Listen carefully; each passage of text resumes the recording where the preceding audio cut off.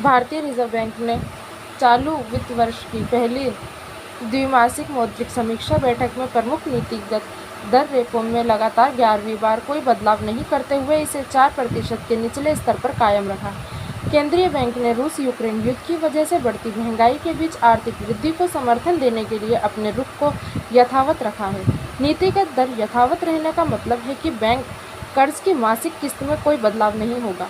हालांकि केंद्रीय बैंक ने चालू वित्त वर्ष 2022 से 23 के लिए अपने सकल घरेलू उत्पाद जीडीपी की वृद्धि के अनुमान को घटा दिया है, जबकि मुद्रास्फीति के अनुमान में बढ़ोतरी की है। रिजर्व बैंक के गवर्नर शक्तिकांत दास ने मौद्रिक नीति समिति एमपीसी की बैठक के नतीजे की घोषणा करते हुए कहा कि 6 सदस्यीय एमपीसी ने रेपो दर को 4% पर कायम रखने के पक्ष में मत दिया। उन्होंने कहा, एमपीसी ने अपने नरम रुख को कायम रखने का फैसला किया है। हालांकि एमपीसी इस नरम रुख को वापस लेने पर भी ध्यान केंद्रित करेगी, जिससे ये सुनिश्चित किया जा सके कि वृद्धि को समर्थन के साथ मुद्रास्फीति को लक्ष्य के भीतर रखा जा सके। रिजर्व बैंक ने आखिरी बार 22 मई 2020 को रेपो दरों में बदलाव किया था।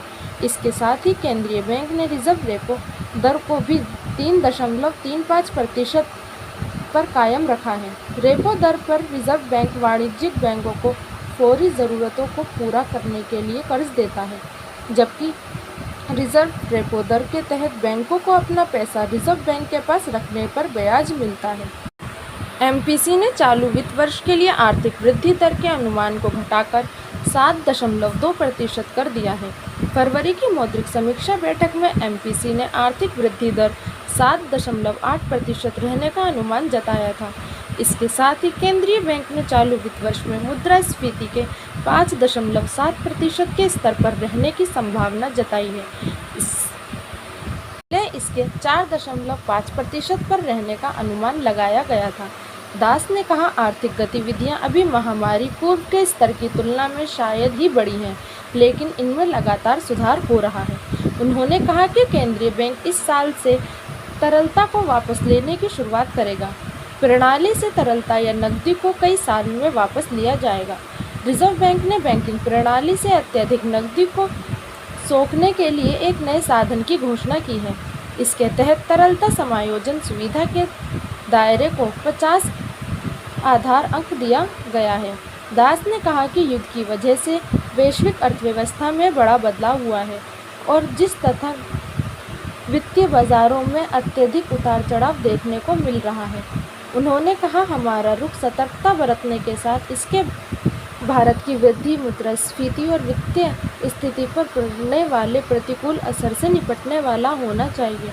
गवर्नर ने कहा कि वैश्विक स्तर पर कच्चे तेल की कीमतों में उतार चढ़ाव की स्थिति है, वहीं खाद्य वस्तुओं के साथ धातु और अन्य जिन्सों की कीमतें भी उच्च स्तर पर बनी हुई हैं। उन्होंने कहा कि निजी उपभोग और निश्चित निवेश कमज़ोर हैं, इन्हें घरेलू मांग का प्रमुख उत्प्रेरक माना जाता है। उल्लेखनीय है कि इस साल मुद्रास्फीति अभी तक 6% के ऊपर बनी हुई है। इससे वृद्धि को प्रोत्साहन देने के लिए ब्याज दरों को निचले स्तर पर रखने की केंद्रीय बैंक की रणनीति पर संशय बन रहा है। दास ने कहा, बढ़ती भू राजनीति अनिश्चितता से हमारा आर्थिक परिदृश्य प्रभावित हो सकता है। घरेलू स्तर पर पेट्रोल डीजल की कीमतों में बढ़ोतरी से व्यापक स्तर पर दूसरे दौर का मूल्य दबाव कायम हो सकता है।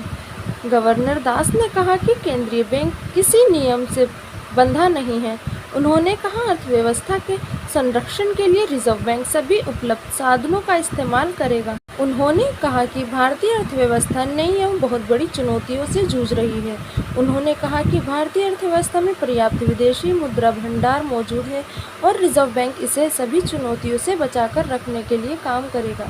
हालांकि दास ने कहा कि अमेरिकन लहर कमज़ोर पड़ने से होने वाले अनुमानित लाभ को भू राजनीतिक तनाव ने निष्प्रभावी कर दिया है। गवर्नर ने कहा कि रिजर्व बैंक ग्राहक सेवाओं की समीक्षा करेगा। उन्होंने यूपीआई का इस्तेमाल कर एटीएम से बिना कार्ड के निकाली की सुविधा का विस्तार सभी बैंकों के करने की घोषणा भी की है। महामारी के दौरान रिजर्व बैंक ने 17.2 लाख करोड़ रुपए की तरलता सुविधा दी है। इसमें से 11.9 लाख करोड़ रुपए की राशि का इस्तेमाल हो चुका है। वहीं अभी तक सुविधाओं की निश्चित तारीख समाप्त होने की वजह से 5 लाख करोड़ रुपए लौट आए हैं या वापस लिए जा चुके हैं।